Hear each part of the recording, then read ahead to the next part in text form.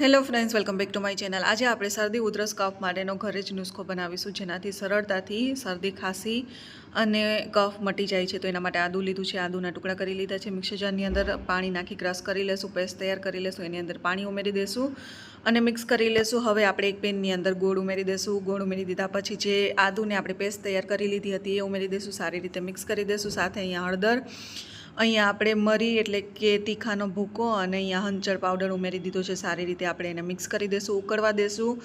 એટલું ઉકળવા દેશું કે થોડું ઘાટું થઈ જાય અને આપણે વચ્ચે વચ્ચે આ રીતે ચેક કરતા રહીશું। પાણીમાં આ રીતે સ્પ્રેડ થઈ જાય એટલે હજુ સુધી નથી પાક્યો, હજુ વધારે આપણે ઉકળવા દેશું। હવે આ રીતે પાણીમાં ઉમેરી અને આ રીતે કડક જેવું થઈ જાય એટલે હવે આપણે ગેસ બંધ કરી અને એક પ્લેટની અંદર ઘી આ રીતે સ્પ્રેડ કરી દીધું છે અને આ રીતે આપણે બોલ્સ બનાવવાના છે, એટલે કે ગોળી બનાવવાની છે। એટલે આ રીતે આપણે ઉમેરી દેશું મિશ્રણને અને આ રીતે હાથ વડે ઠંડુ થાય એટલે ગોળીઓ વાળી લેશું। આનાથી સરળતાથી ફાયદો